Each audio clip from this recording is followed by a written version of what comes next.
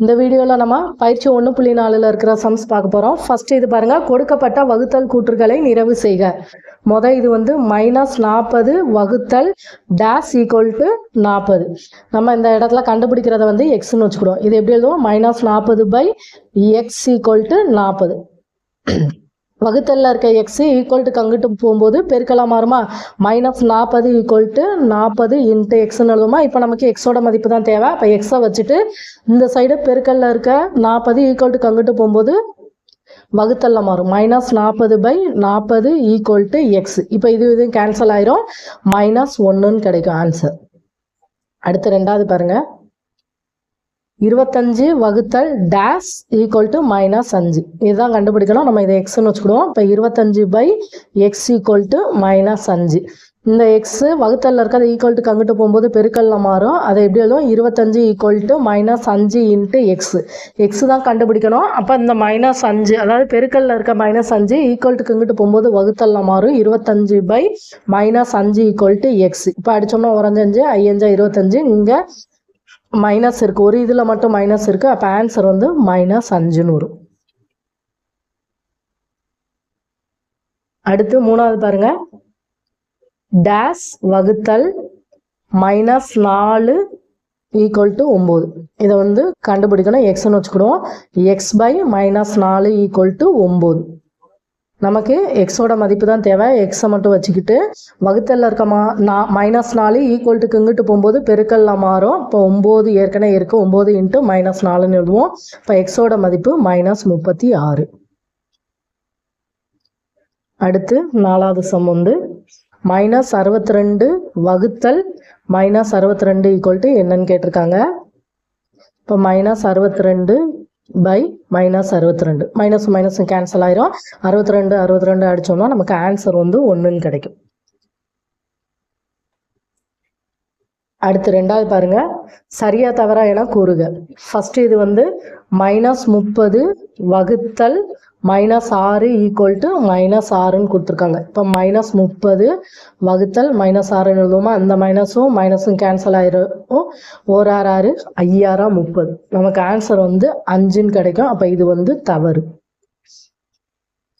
அடுத்து ரெண்டாவது பாருங்க, -64 வகுத்தல் -64 ஈக்குவல் டு 0ன்னு கொடுத்துருக்காங்க.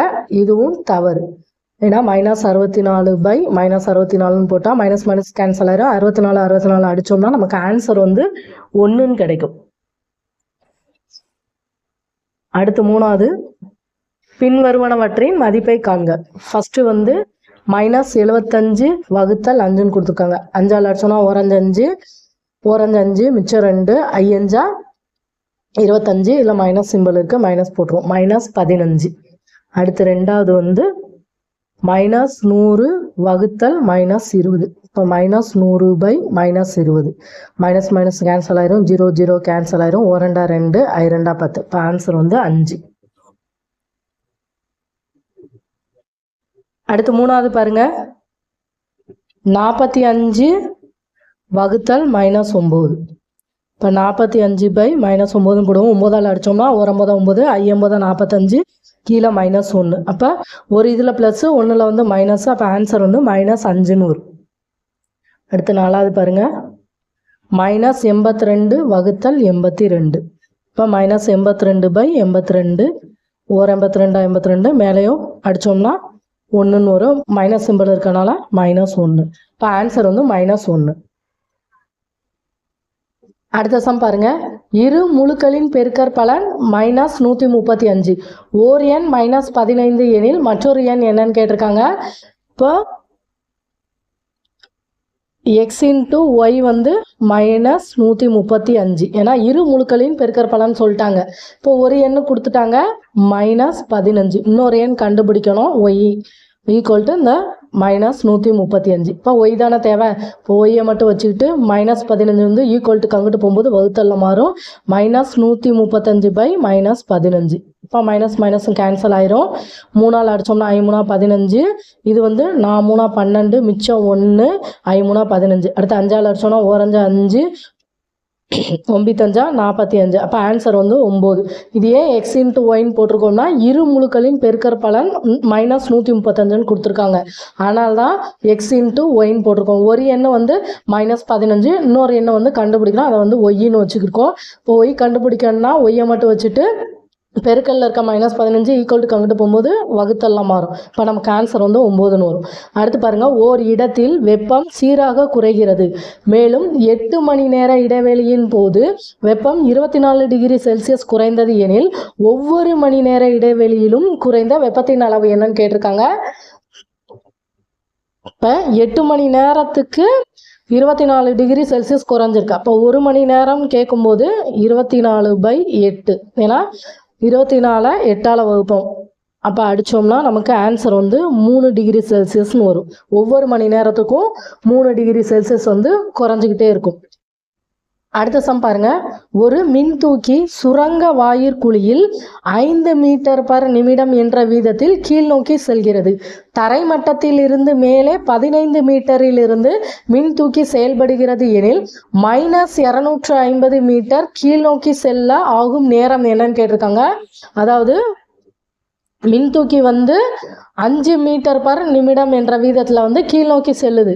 தரைமட்டத்திலிருந்து மேலே 15 மீட்டர்ல இருந்து மின்தூக்கி செயல்படுதுன்னு சொல்லிட்டாங்க. அதாவது இது வந்து தரைமட்டம்னு வச்சுக்கிடுவோம். தரைமட்டத்துல இருந்து மேலே வந்து எவ்வளவு 15 மீட்டர் இருக்கு. அடுத்து தரைமட்டத்துல இருந்து கீழே 250 மீட்டர் போகணும்னு சொல்லியிருக்காங்க. அப்போ மொத்தம் இதோட தூரத்தை கண்டுபிடிப்போமா? அப்போ 15 மேலே 15 மீட்ரு, கீழே 250 மீட்ரு கூட்டணும்னா 5 6 2 265 மீட்டர் மொத்தம் போகுது. அடுத்து என்ன சொல்லியிருக்காங்க? 5 மீட்டர்/நிமிடம் என்ற வீதத்தில். அப்போ 5ஆல் வகுப்போம். 4 5, 5 25, மிச்சம் 1, 3 15. இப்போ ஆன்சர் வந்து 53 நிமிஷம் ஆகும். அடுத்து 7வது சம் பாருங்க, 30 நாட்கள் நடைப்பயணத்திற்கு பிறகு நான் 4800 கலோரிகள் இழந்திருந்தேன். என் கலோரி இழப்பு சீரானது எனில் ஒரு நாளில் இழந்த கலோரியை காண்கன்னு சொல்லியிருக்காங்க. 30 நாளுக்கு 4800. அடுத்து ஒரு நாளைக்கு என்னன்னு கேட்டிருக்காங்க. அப்போ 4800/30ன்னு எழுதுவோம். 0 0 கேன்சல் ஆயிரும். 3 லட்சம்னா 1 3 3 1 3 3 மிச்சம் 1 6 3 18 0. இப்போ ஒரு நாளைக்கு 160 கலோரி வந்து குறைஞ்சிருக்கும். அடுத்து பாருங்க, 8வது சம், 168 × 32 = 5376 தரப்பட்டுள்ளது. அடுத்து -5376 வகுத்தல் -32 வந்து என்னன்னு கேட்டிருக்காங்க. இப்போ இது எப்படி எழுதுவோம்? -5376/-32. மைனஸும் கேன்சல் ஆயிடுச்சு.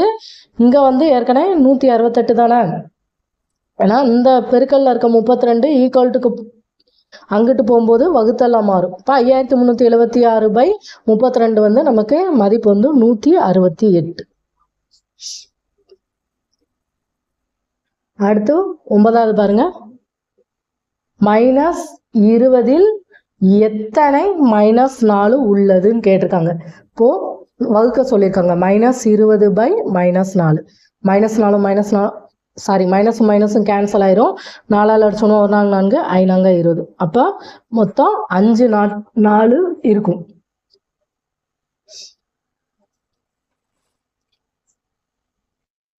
அடுத்து 10வது சம் பாருங்க, -400ஐ 10 சம பகுதிகளாக பிரிக்க கிடைப்பது யாதுன்னு கேட்டிருக்காங்க.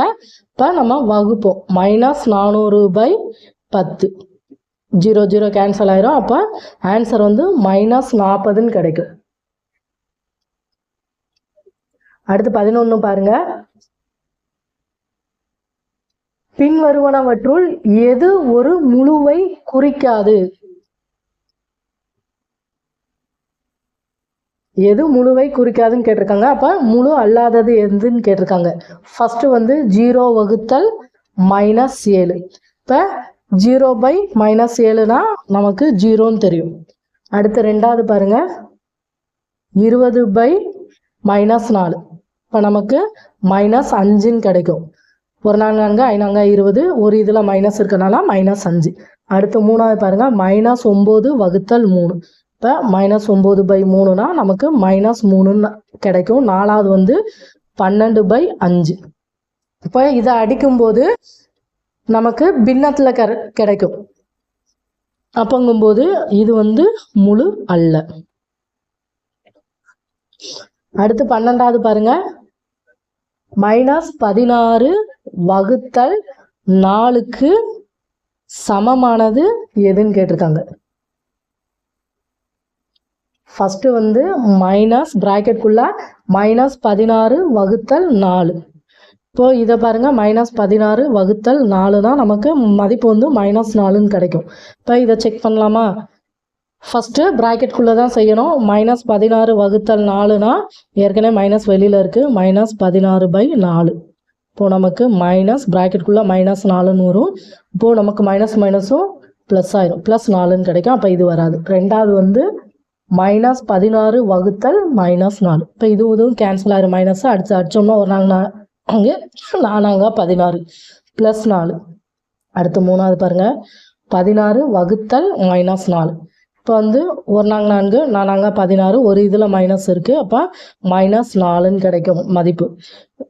இதுக்கும் மதிப்பு -4 தான். அப்போ மூணாவது ஆப்ஷன் தான் கரெக்டு. 16/-4 தான் கரெக்டு. நாலாவது செக் பண்ணிடலாமா? -4/-16. இப்போ -4/16ன்னு போட்டோம்னா -1/4ன்னு கிடைக்கும். நமக்கு ஆன்சர் வந்து -4ன்னு கிடைக்கணும். அடுத்து 13வது பாருங்க, -200/10 என்பது என்னன்னு கேட்டிருக்காங்க. இப்போ -200/10, 0 கேன்சல் ஆயிரும். நமக்கு ஆன்சர் வந்து -20ன்னு கிடைக்கும். அடுத்து பாருங்க, பின்வரும் எந்த செயலியில் முழுக்களின் தொகுப்பு அடைவு பண்பை பெறாது? அடைவு பண்பை பெறாதுன்னு கேட்டிருக்காங்க.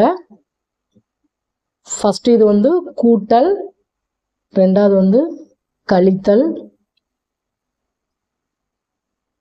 மூணாவது வந்து பெருக்கல், நாலாவது வந்து வகுத்தல். இப்போ ஆன்சர் வந்து வகுத்தல் தான் வரும். ஏன்னா வகுத்தல் தான் அடைவு பண்பை பெறாது. எடுத்துக்காட்டுக்கு இப்போ 5/3 அப்படின்னா இது வந்து முழு எண்ணா வராது, பின்னத்தில் வரும்.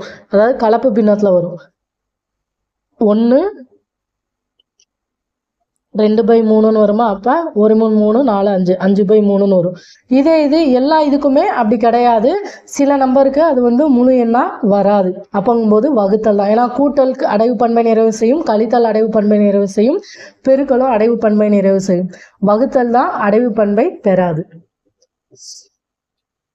பண்பெல்லாம் கொஞ்சம் நல்லா பார்த்து வச்சுக்கோங்க.